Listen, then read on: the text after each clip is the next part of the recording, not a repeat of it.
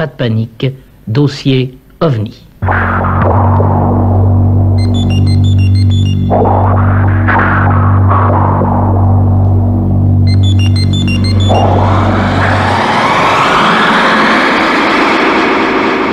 Dossier OVNI.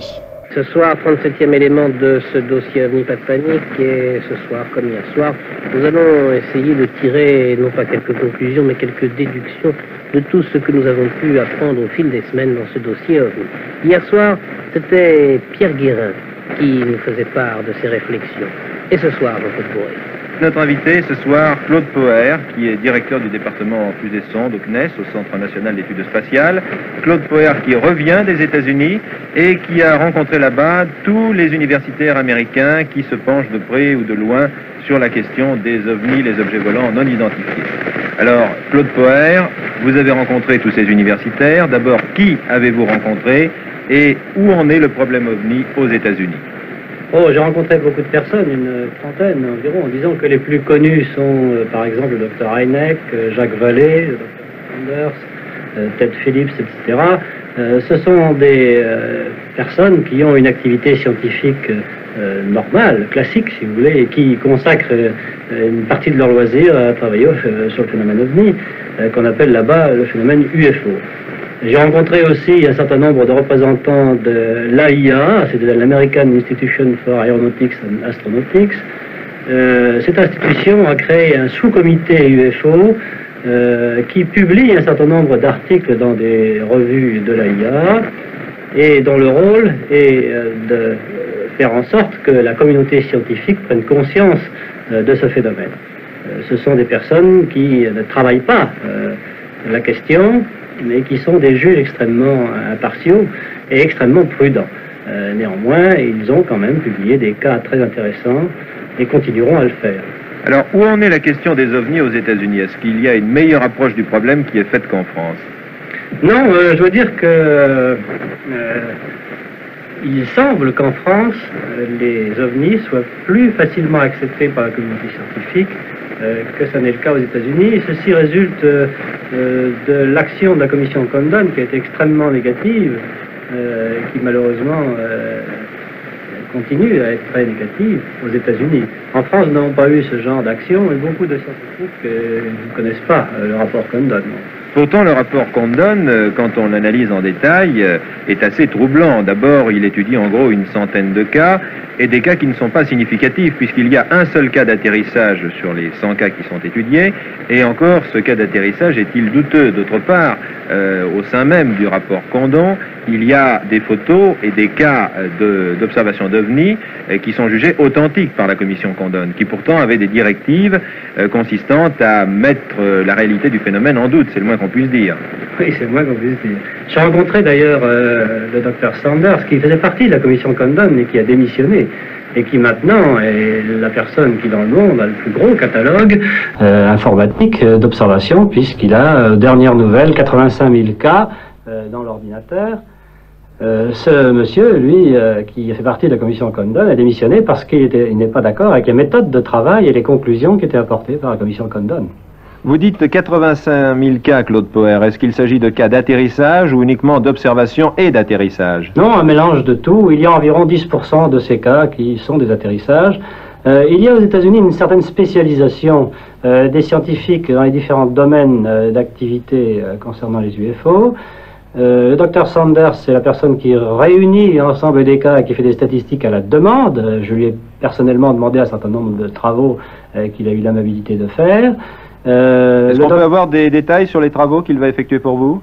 Oh, ben, on obtient par exemple très facilement l'ensemble des cas français qui ont été réunis dans le monde. Il y a par exemple des témoins étrangers qui ont vu des ovnis en France pendant qu'ils étaient en France. Et ils ont rapporté leur observation quand ils sont rentrés dans leur pays. Par exemple, bien, ce genre d'observation est également intéressant parce que on peut comparer avec les témoins français. Cette comparaison donne exactement les mêmes résultats que lorsqu'il s'agit des témoins français. Un autre exemple, il y a 546 cas de traces d'atterrissage extrêmement bien enquêtés par les scientifiques américains. Lorsqu'on compare les caractéristiques de ces traces d'atterrissage avec celles qui ont été analysées en France, on trouve exactement les mêmes caractéristiques. Par exemple, la répartition temporelle des instants d'atterrissage indiqués par les témoins dans leur rapport suit une loi qui est parfaitement la même aux États-Unis et en France. C'est quand même troublant, parce que si c'est un phénomène sociologique ou psychologique, il n'y a aucune raison que les Français et les Américains soient absolument identiques, puisqu'ils ne sont pas identiques dans la vie courante.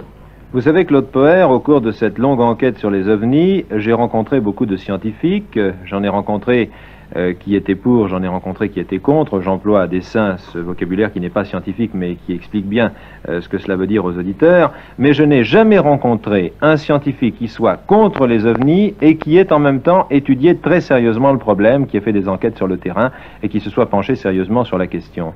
C'est ce qui m'a toujours frappé. On rencontre des tas de scientifiques qui sont contre, mais qui continuent à travailler dans leur petit laboratoire, ou d'ailleurs hors de leur laboratoire, sur des questions qui n'ont rien à voir avec les ovnis. Je n'en ai jamais rencontré qui fassent les deux à la fois et qui soient contre. C'est-à-dire qui travaillent dans un laboratoire sur une question qui n'a rien à voir avec les ovnis, et qui parallèlement vont faire des enquêtes sur le terrain. Parce qu'à ce moment-là, le scientifique qui était contre au départ, devient pour parce qu'il constate la réalité du phénomène. Est-ce qu'aux États-Unis, c'est la même chose? Ah oui, il y a même une très grosse étude de fait sur cette question aux États-Unis, dont j'ai eu les résultats récemment. Et sur 195 scientifiques qui ont été mêlés à l'étude du phénomène OVNI de près ou de loin aux États-Unis, il y avait au départ à peu près 40% de personnes qui étaient, disons, pour simplifier les choses, et 60% donc qui étaient contre. Après leur étude, qui a duré plus ou moins longtemps, quelques jours pour les premiers, quelques années pour d'autres, on trouve 95% de scientifiques qui sont pour, les 5% qui restent sont simplement réservés, ils ne sont pas contre. Et ceci résulte d'une analyse qui porte sur une quinzaine d'années. Par conséquent, c'est extrêmement intéressant. Et ce sont les scientifiques eux-mêmes qui ont dû répondre à un questionnaire qui leur a été envoyé. Par conséquent, c'est bien la réponse des scientifiques eux-mêmes à ce propos. Bien, Claude Poher, nous sommes à l'heure des bilans. Cette émission tourne ses dernières pages. Est-ce qu'à l'issue de cette longue tournée que vous avez faite aux États-Unis, vous avez rencontré tous ces universitaires américains qui s'occupent, indépendamment de leur job quotidien, du problème des ovnis, est-ce que vous pouvez nous faire une synthèse de la façon dont on essaye d'apporter des réponses à ce problème des objets volants non identifiés? Quelles sont les hypothèses que l'on avance aux États-Unis? Oh, à peu près les mêmes que celles qu'on a avancées au cours de votre émission, à savoir que l'hypothèse extraterrestre est loin d'être la seule qui soit capable d'expliquer le phénomène, et il y en a beaucoup d'autres qui ne sont pas avouables, qu'il est très difficile de vérifier. Des hypothèses qui concernent des problèmes d'espace-temps, par exemple. Je crois qu'on est très loin d'en arriver à pouvoir faire des hypothèses, des modèles que l'on pourrait vérifier à travers les témoignages. On en est encore à l'heure actuelle à essayer de connaître les caractéristiques du phénomène. On ne les connaît qu'à travers des témoignages humains, avec tout ce que ça comporte d'inexactitudes, d'erreurs, etc. Et l'approche qui est faite aussi bien aux États-Unis qu'en Europe et en France en particulier est une approche multiple. On essaye d'améliorer notre connaissance en faisant des enquêtes plus approfondies, plus sérieuses, en utilisant des compétences plus appropriées pour faire ces enquêtes, pour interroger les témoins en particulier. On pousse plus à fond les enquêtes les plus importantes, celles qui concernent des atterrissages dans lesquels on a des traces en particulier. On approche aussi le phénomène par des méthodes statistiques. Vous êtes aperçu en effet que lorsqu'on a un très très grand nombre de témoignages, plusieurs milliers, il apparaît des caractéristiques que ne contiennent pas chacun des témoignages isolés. Et quand on multipliera les cas de témoignages dans lesquels les enquêtes auront été faites d'une façon très sérieuse, on arrivera à obtenir très certainement, par le moyen de la statistique, des caractéristiques plus précises du phénomène. Il y a enfin d'autres approches. On peut penser que dans un avenir un peu lointain, malheureusement, il sera possible d'implanter un certain nombre de stations de mesure qui, si un jour par chance détectent un appareil de ce genre-là, pourront nous fournir des données beaucoup plus objectives que ce que nous avons en ce moment, qui est extrêmement fragmentaire et très très limité par les capacités des sens humains, malheureusement. On ne sait pas, par exemple, si l'émission lumineuse que disent voir les témoins cette émission lumineuse est limitée au visible. Elle peut très bien s'étendre dans l'infrarouge, dans l'ultraviolet, comme le laisse supposer un certain nombre de phénomènes annexes ressentis par les témoins. Par conséquent, ce genre d'approche est extrêmement important, mais ne peut malheureusement être abordé que si on possède un certain nombre de moyens. Et ce n'est malheureusement pas pour maintenant, puisque à l'heure actuelle, la recherche sur cette question n'est abordée qu'à titre privé par un certain nombre de scientifiques qui s'y intéressent. Par conséquent, les moyens qui peuvent être mis à disposition de cette recherche sont beaucoup trop limités pour que des stations puissent voir le jour maintenant. Voilà Claude Villers pour le témoignage fort intéressant du directeur du département fusée du CNES, le Centre national d'études spatiales, notre ami Claude Poher, qui revient d'une longue tournée aux États-Unis, tournée au cours de laquelle il a rencontré tous les universitaires américains qui s'occupent des objets volants non identifiés. Disons tout simplement, Jean-Claude Bourret, que l'avenir donc nous en apprendra plus. Et d'ailleurs, dès demain, nous en saurons peut-être plus, puisque nous avons un nouveau rendez-vous demain, le 38e élément de ce dossier OVNI. Pas de panique.